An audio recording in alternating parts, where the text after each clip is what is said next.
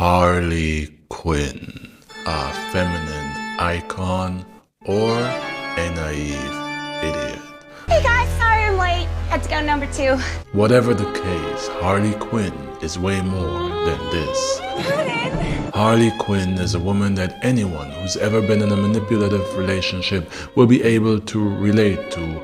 A woman whose life took a turn for damage the moment her teenage boyfriend murdered someone to prove his love to her, and ever since, Harley Quinn has had a serious hard-on for violent men. Okay, maybe she's not more than this. Would you die for me? Yes. But her story is fascinating, and long before she was the Joker's muse and a super criminal, she was one of Gotham City's best psychiatrists, so dedicated to her craft that her craft consumed her mind. But let's start in the beginning. Let's start in Brooklyn, New York, where Harlan Quintal was born as the oldest of 4 siblings and the only girl. Her childhood isn't all that interesting until her first teenage boyfriend, Bernie Bash, bashed someone's head in to prove to Harlan just how much he loves her. Not the brightest bulb in terms of romance, but what do you expect from someone who's named Bernie Bash? Surprisingly, Harlan thought that the gesture was kind of incredibly romantic. And even though the two didn't work out, because it's kind of hard to build a foundation with a convicted murderer, Harlan showed how healthy her idea of affection is by breaking into Bernie's house and stealing one of the family's stuffed beavers because it got her beaver going, and she kept the dead animal for the rest of her life. Needless to say, at this point, Harlan was kind of messed up in the head. Then, as people with mental health problems tend to do, Harlan decided she should become a psychologist, and she used her actual criminal head start to get a head start in criminal psychology at Gotham University, where she became a master's student and was also a master gymnast. So at this point for Harlan, all in all, his life is good. You know what I mean? Once she graduated, she had no problem finding employment at a prominent hospital in Gotham. But her fascination for the criminally insane was so deeply rooted that she wasn't satisfied with her work at the hospital. Harlan needed more thug in her life, and there was nothing in Gotham City that quite encapsulated that like Arkham Asylum, a rehabilitation clinic for the criminally insane, most famously the frequent home of this guy. So Harlan transferred to Arkham Asylum, and to get ready for her gig there, she played all the Arkham games, which she downloaded from Instant Gaming. At first it was kind of weird to play as Batman, and she didn't like how the game simplified the Joker's mental illness by simply making him the bad guy.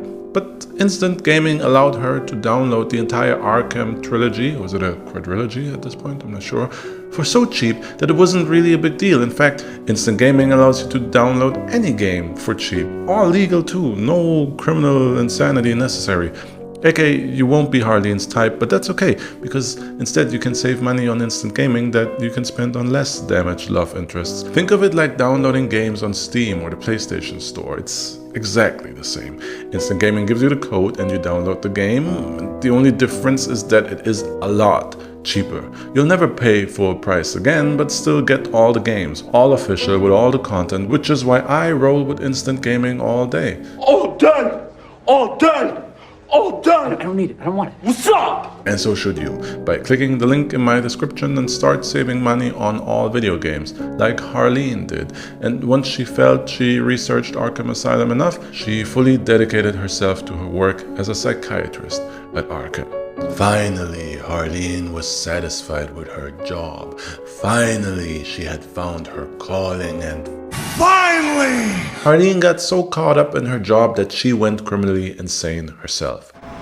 Oh well, we tried. To be fair, it started off innocently enough. At first, her idea was that to really understand the mind of the patients, she had to become one of the patients. So Harlan went undercover as a patient at Arkham Asylum and started to write a book on its most famous residents, with the corner piece of the book being the Joker. But when Harleen tried to get closer to the clown prince of crime, he immediately saw through her plans, and instead of Harleen questioning the Joker about his mental state, she found herself being questioned by the Joker, who probed around her mental state, opened up her mind, which was as open to him as the Kardashians are to basketball players. Before long, Harleen became the Joker's patient, his plaything, his new obsession, and on their 10th session, he proved that obsession by telling her that he had found out she had kept one trauma from him. Harleen's father was killed by a drunk driver that used his connections to pull a get-out-of-jail-free card. But not only did the Joker prove his obsession by stalking Harleen's past, he then presented her with the finger of said drunk driver, now a dead man, and so Harleen now had another creepy souvenir to add to the collection, a finger that fits perfectly into this whole stuffing her beaver analogy that I set up in the beginning. This was all the green flags Harleen needed. It was clear that the Joker was her one true love. And after so many deep therapy sessions and such a profound and healthy demonstration of his love, she was willing and ready to do anything for their love, their life, and their future. Enter Harleen's supervisor, Dr. Sterano.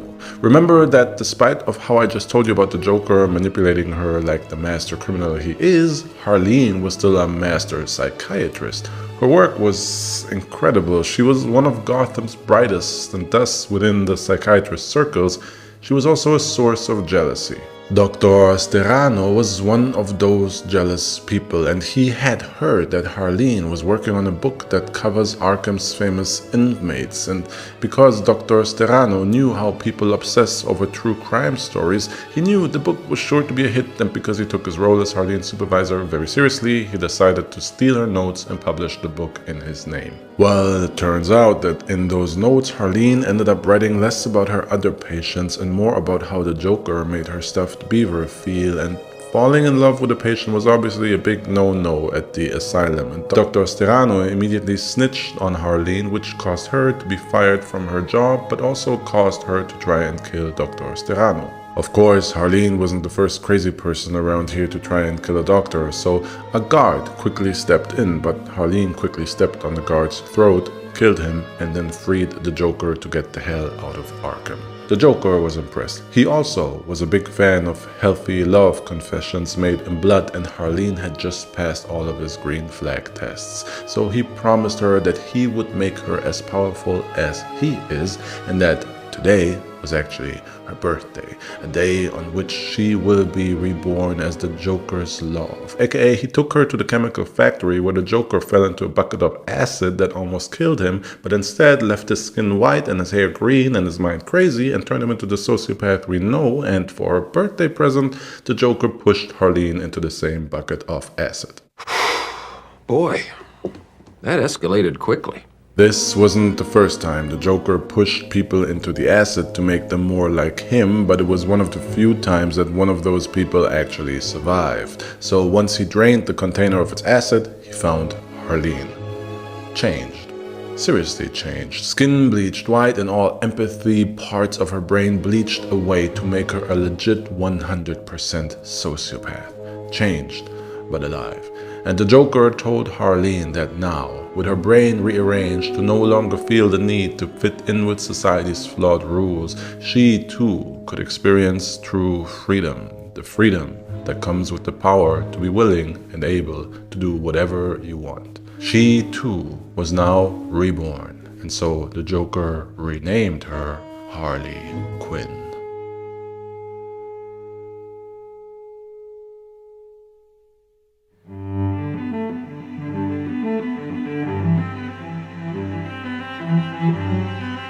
Harley Quinn was now to the Joker what Chris Humphries was to Kim Kardashian.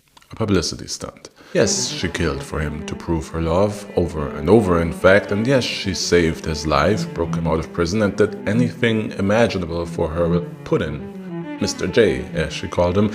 But at the end of the day, all she really was a new, exciting pet that generated a lot of attention and excitement, but before long, the Joker quickly lost interest in this new pet. which was ironic because the only ones to show Harley any true unconditional love were her own two pets that she never grew tired of. And those two pets were two hyenas. Obviously, we're talking brain rearranged crazy now. The Joker quickly moved on to different things, and no matter how many crimes Harley committed in his name, he didn't care. But to be honest, one could argue that the Joker did tell her that he would set her free. He wanted her to be free from societal shackles and reshape the world for her own, not shed blood to tie her shackles to him. One could argue that the Joker kept his promise, but Harley was far from free. Her unhealthy obsession with the Joker left her more trapped than ever and eventually led her to commit yet another crime in his name. This time killing the lawyers who got the Joker locked up for like the millionth time, and with their blood on her hands, Harley Quinn was finally arrested and sent to prison. But Harley's talent for violence had caught the attention of a woman named Amanda Waller, the woman who was in charge of a very violent-based project called the Suicide Squad. An unwilling group of criminals who have no rights except for the right to choose whether to live or die, courtesy of the bomb Amanda placed in their heads, a bomb that will be remotely detonated unless they do exactly what she tells them to do, and what she tells them to do is to go on impossible missions that are borderline suicide, hence the squad's name. So when she woke up in her prison cell one day, Harley found herself with one of said bombs in her head. She was now a part of the Suicide Squad, meaning that once again, Harley had lost her freedom and found herself as a pet in the hands of yet another master manipulator. Amanda Waller had sent her and the squad on various impossible missions, and Harley's squad members ended up dying, but Harley kept surviving along with fellow member Deadshot. And you know the good old saying, couples that go on suicide missions together stay together. Eventually, after Deadshot saved her life in many of these missions, aka killing for her sake, Harley developed feelings for him, because someone pulling the trigger for her is literally her trigger. So Harley found herself in yet another healthy relationship, this one with the added bonus that they're living on borrowed time. Then Amanda sent the squad on a mission to take down a meta-human terrorist organization called Basilisk, who were working on a virus that turns people into zombies. The Suicide Squad suicided their way to stop the virus from spreading all over Gotham and got the desired result, but on their way back to their prison cells, Harley overheard a rumor that the Joker was presumed dead, and when the guard accidentally deactivated her bomb before locking her in her cell, Harley immediately seized the moment to seize the guard, kill him, and break out of her captivity to investigate the rumor and find out what happened to her Joker. Amanda Waller obviously couldn't lose her favorite pet, and also arguably Harley Quinn wasn't exactly safe to be out on the streets of Gotham, so Amanda ordered the Suicide Squad to bring Harley back dead or alive. And just to add some extra spice, she told Deadshot that if he turns in his lover, he gets to see his daughter for 1 hour. Harley immediately went to Arkham and freed some inmates to cause chaos while she sought out her former supervisor, the book-stealing weasel, Dr. Sterano. And I gotta say at this point, isn't it funny how throughout this video I told you about the many people Harley killed, yet right now I'm sure you're probably on her side, and the moment I mentioned the weasel doctor, the book-stealing weasel doctor, you probably felt a strong dislike for him despite this guy's only flaw being trying to publish stolen notes in his name. It's funny how psychology works once you attach a good story, how I made you feel for Harley. In a video about master manipulators, I kind of manipulated you. And now the viewers are like, what are you talking about, Brief? I never rooted for Harley, I just like this video. I don't even like this video. Harley interrogated Dr. Sterano about the presumed death of the Joker, and he revealed that, yes, the Joker had his face cut off and he was, in fact, dead, with his face being kept at Gotham City's police headquarters. That was all the info Harley needed. So she killed Dr. Sterano, and you know how Harley feels about weird love souvenirs, they get her going. So she had to have the Joker's cut off face, which we're literally talking about dead skin here, like face circumcisions type of things. This is not some mask. The Joker was skinned, but more details on that in my Joker video, which is dropping next week.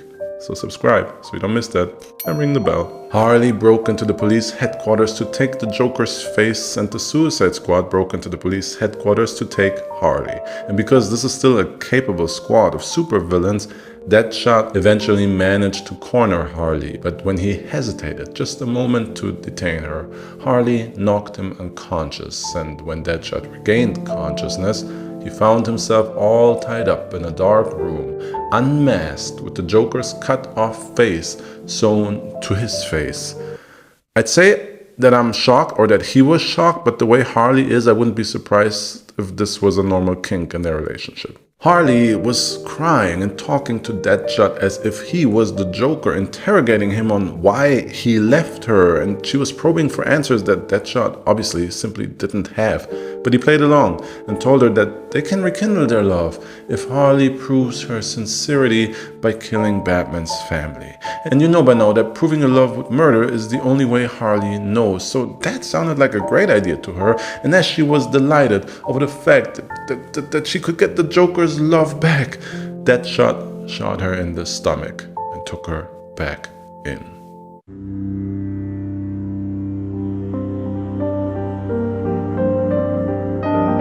After recovering from the gut shot courtesy of her lover, Harley was back on the Suicide Squad and back on another mission to hunt down the Basilisk. Remember the gang with the zombie virus from the beginning? This time, Amanda Waller tasked the squad to take down the terrorist group's leader, Regulus. But the mission went sideways and the whole Suicide Squad got suicided except for Harley and Deadshot. The two actually managed to corner Regulus, but Deadshot also managed to get himself held hostage by Regulus, who decidedly did not want to be cornered, so the only one free to make a choice here was Harley Quinn. And by making a choice, I mean she was free to take a shot. She could attempt to shoot Regulus at the risk of also hitting Deadshot, or she could let Regulus escape. But it turns out that Deadshot decided he also had a choice and a shot in this, and so he shot Regulus through himself, killing both himself and the target.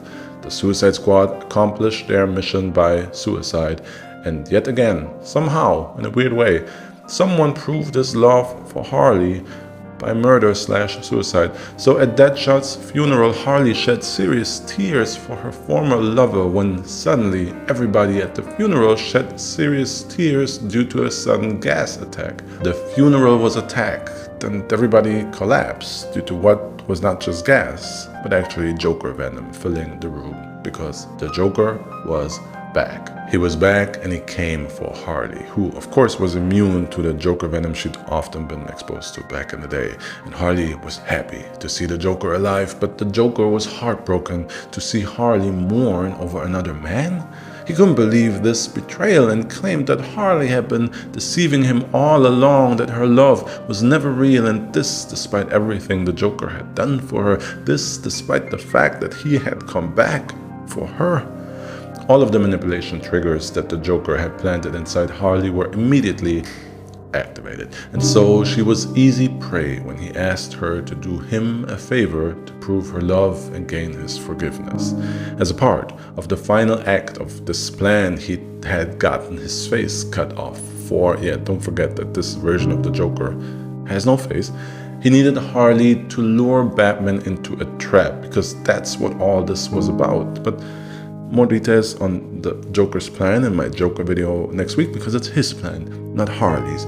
All you need to know for now is that the Joker manipulated Harley into luring Batman into a trap at the chemical factory where the Red Hood was once reborn as the Joker and Harlan Quintal was reborn as Harley Quinn. Remember? Pushing her into the chemicals and all that. And if the name Red Hood confuses you, before the Joker fell into the acid once upon a time and became the pale green-haired Joker, he was a villain known as the Red Hood who, surprise surprise, wore a red hood. So Harley Quinn now had to disguise herself under a red hood to lure in Batman and pretend to be the Joker by playing pre-recorded voice lines from under the red hood. It It's as terrible of a plan as it sounds, but somehow Master Detective Batman fell for this crap and Harley successfully lured him into the trap where she left him to wait for the Joker to finish the job. But as she left Batman be, she said that the Joker had changed and that she was worried, and Batman sensed a crack and a chink in her armor in her love to the Joker, so he appealed to her. He opened her eyes to all that the Joker was doing, to the fact that he was just using her and that he put her in danger yet again. For what? To trap Batman, whose name this whole comic series is literally named after? Batman isn't going to die here, but Harley might, until she realizes that she's being manipulated and frees herself from the Joker's grasp. And finally, Harley actually started to really question the Joker's affection, questioned it to the point that she just walked away from Batman and the Joker's plan. Problem was, the Joker had heard all of that, and so after he finished his violent business with Batman, he came after Harley to start some violent business with her. Specifically, the Joker kidnapped Harley, beat her up, threatened to cut her face off, then beat her up some more until she was unconscious, tied her unconscious body up to a chair in a dark room, and when she woke up handcuffed with her two beloved pet hyenas that the Joker had infested with rabies so that they would kill her unless she kills them first to survive. With the rage of a broken heart, Harley slit her wrists to escape the handcuffs, then killed her two hyenas and went after the Joker, ready to kill him. But the Joker, he just beat her up yet again, and then he just left her for dead. Some time later, a broken Harley that had barely clung to life woke up in the infirmary with Deadshot at her bedside. But after all of this, she realized that maybe violent men who tried to kill her are not the way to go, and she broke things off with Deadshot, telling him that she is too good for him and too good for the Joker. Surviving yet another brush with death at the hands of domestic violence, courtesy of a love born in blood, Harley Quinn realized that she needed help, and she turned herself in to seek treatment and find Harlan Quintal again, the girl before her first boyfriend murdered to prove his love, before the Joker branded her, and before she committed all kinds of unforgivable sins. Harley Quinn sought treatment far away from Arkham Asylum at a clinic called The Sanctuary, a rehab facility specializing in superhuman cases where Harley finally received the loving and healing touch she required.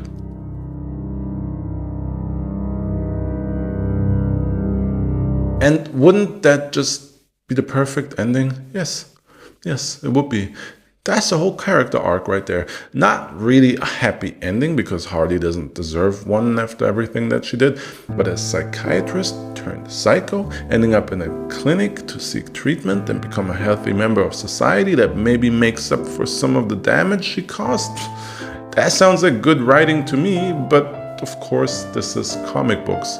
There's never an ending. There's always more, there's always bigger, there's always louder, and so of course, eventually the clinic, the sanctuary, gets blown up with Harley being the only survivor. And in the explosion, some superheroes die because it's a superhuman clinic, and one of the dead ones is the Flash, so the Justice League comes after Harley. Except Batgirl helps Harley clear her name, and it turns out that the Flash actually just lost control of his time-traveling powers, which resulted in an explosion, and to cover up his crime, he left a dead body of himself from another time zone in the explosion's aftermath to fake his own death. It's complicated, it's weird, and it's too supernatural. And I don't like it, so I didn't want to include it here in detail. I wanted to tell you about the human side of Harley Quinn and tell you that story. A story that, for me, begins at a clinic and ends at a clinic, a red thread that I think we can weave through the many, many, many different iterations and comic arcs that Harley Quinn has lived through.